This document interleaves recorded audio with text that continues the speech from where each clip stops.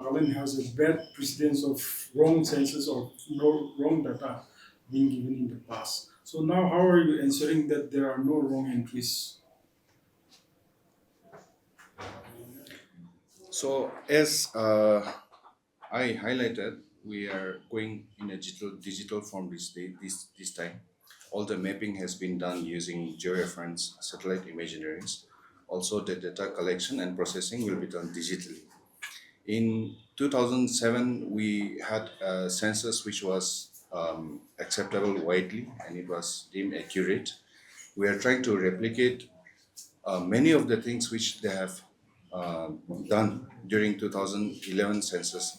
The most important thing which we have come across during the 2011 approach was their wide public outreach.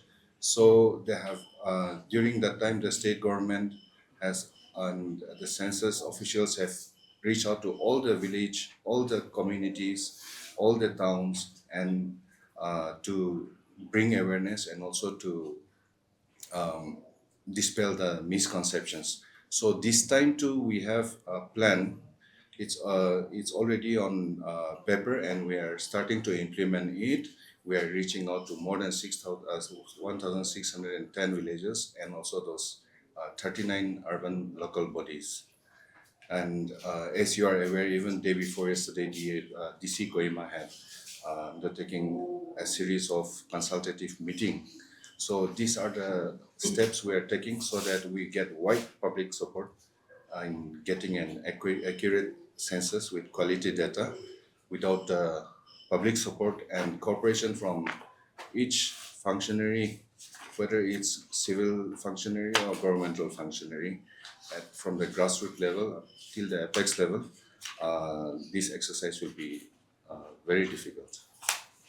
So, what about double entries? Because here in Nagaland, we know that people want to have registered in their own villages and also in the towns where they stay.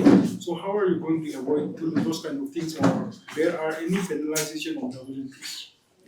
So,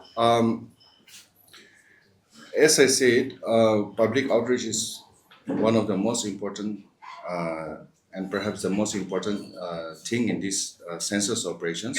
We'll be going very extensively in and intensively to all the villages and ULBs to sensitize the public regarding giving quality data. As far as double entries are concerned, there may be incidences, and if we go by the Act, there is a penal provision under Census Act 1948, not only for those who gives wrong information, but also even for us, if we project something wrongly, then we are also actually liable to penalty.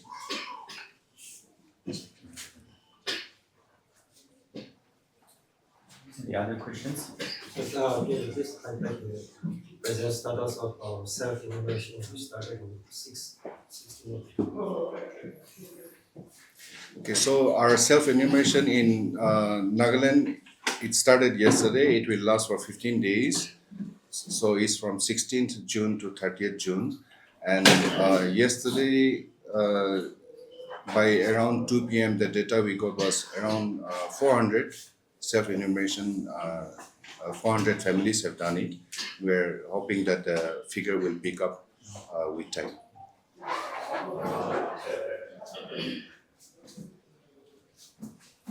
Any more questions? What are some of the other major challenges that you foresee carrying out this exercise? Okay, so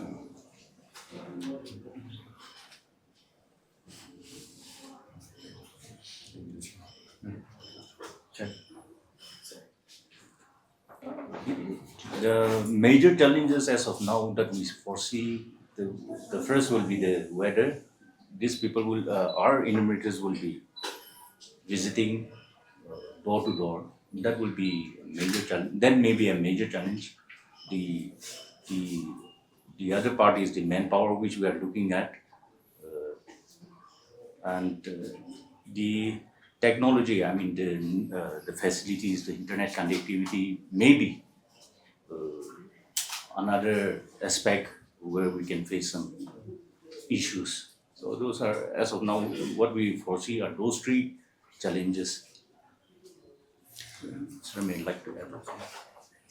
Yeah, challenges, each challenge is a major challenge. Right? We can't exactly classify that this is a minor challenge, this is a major challenge. The first thing which we are trying to, as we learned from 2011, the most important thing we are trying to address is to reach out to the local population, to our village functionaries, to our apex organizations, to all sectors of the community for active participation.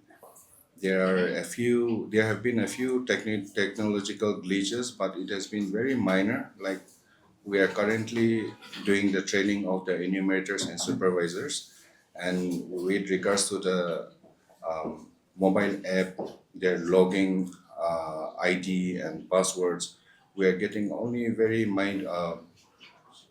minor issues like 4 issues per district or maybe 4 enumerators per district. They're mobile and the app is not matching. So, and we are addressing that on real-time basis. So I think with the cooperation of the public at large, I think the system is in place to deliver a good census 2027. I think there's no other questions. Okay, one more In question. case of whether you have more than 3, how are we going to So we have checks at different levels. The data which is collected by the enumerators, they will be checked by the supervisors, and the data that is getting accumulated at the charge level, it will be also checked by the charge level. The charge levels are like our ADCSA, ADCs, SDOs, EACs, and CEO of the municipal council or administrator of the town councils. They'll also be checking at their individual level. At the state level also, like we'll also be checking it, and the data which is deviating, like suppose the satellite data imaginary which we have in the system, and house number is they're deviating too much. Those will be red flag, and I think the system is in place to check those anomalies. Is the listing or the data has been linked with the Aadhaar? Any linking with the Aadhaar? So in the first phase, which is starting from July 1 and will last till 30th July, we are doing the house listing operation. And since it is regarding the house and the buildings, we are not going to individual data. In the second phase, we'll be going for the demographic data, including the age profilation, gender, education, some health parameters, employment status. So for the second phase, the operational guidelines have not yet been issued. So we'll be able to comment on that only after the operation guidelines are issued by the Government of India. Okay, thank you, sir, for your informative inputs on the various aspects of 2027 census. I think we can call it a day, and press and out will be provided to you later. Thanks again.